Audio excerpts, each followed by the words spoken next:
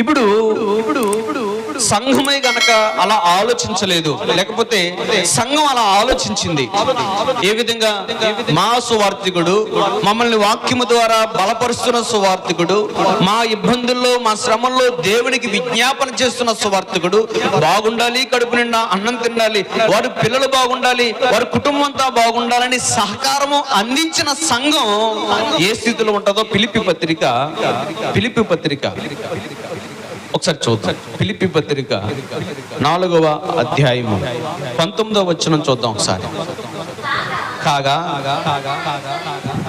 దేవుడు తన ఐశ్వర్యము చొప్పున క్రీస్తు యేసునందు మహిమలో మీ ప్రతి అవసరము తీర్చును. చాలండి. స్వార్థకుడికి సహకారం అందించి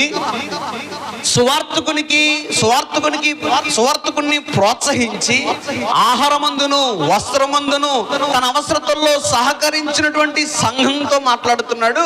ఓ సంఘమా, మీరు ఈ విధంగా నన్ను బలపరిచారు, ఈ విధంగా నాకు ప్రోత్సహించారు, నాకు కావలసిన సరుకులన్నీ నాకు సమకూర్చారు గనక ఇదిగో నేను చెప్తున్నాను ఏంటంటే, దేవుడు తన ఐశ్వర్యము చెప్పిన దేవుడు ఎటువంటి వాడండి? ఐశ్వర్యము గలవాడు. ఎటువంటి వాడండి? ఐశ్వర్యం గలవాడు. తన స్థాయి గొప్ప స్థాయి. తన ఐశ్వర్యముతో మనం ఇచ్చేది ఒక 100 రూపాయలు అయితే, మనం ఇచ్చేది ఒక 500 అయితే, మనం ఇచ్చేది ఒక 1000 రూపాయలు అయితే, తాను మాత్రం ఐశ్వర్యవంతుడు. ఆ ఐశ్వర్యములో నుండి మనకి ఏం చేస్తాడండి?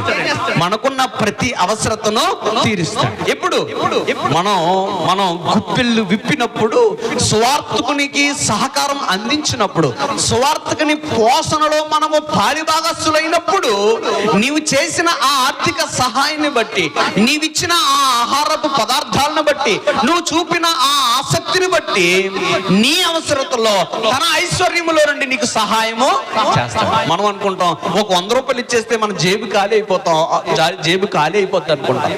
ఒక 500 తీసిస్తే మనం నష్టపోతాం, మన దగ్గర ఏమీ ఉండవు అనుకుంటాం. ఆ ఏమి లేని స్థితిలో నుంచి, తన ఐశ్వర్యంలోంచి నీకేమిస్తాడండి? ప్రతి సహకారం దేవుడు అందిస్తాడు. అదే మాట ఉంది చూడండి, అక్కడ జాగ్రత్త ఇవ్వరండి. ఏమని?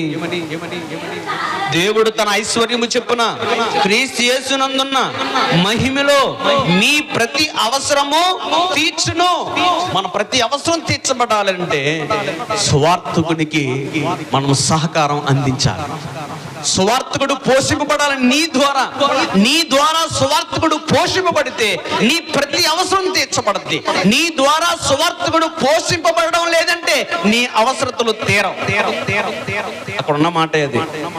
దేవుని ఐశ్వర్యములో నుండి నీ అవసరతలు తీరాలేనంటే భూమి మీద ఉన్న తన సేవకుని నువ్వేం చేయాలి? సేవకుని అవసరతలు తీర్చాలి. నీ సేవకుని అవసరతలు నీవు తీరిస్తే నీ అవసరతలు ఎవరు తీరుస్తారండి? దేవుడు తీరుస్తాడు. దేవుడు తీరిస్తే గొప్పగా ఉంటదండి, మనుషులు తీర్చితే గొప్పగా ఉంటదండి. నీ అవసరత దేవుడు తీరిస్తే అద్భుతంగా ఉంటదండి. దేవుడే నీ కష్టాల్లో సహాయం అందించాలనుకుంటే అద్భుతంగా ఉంటదండి.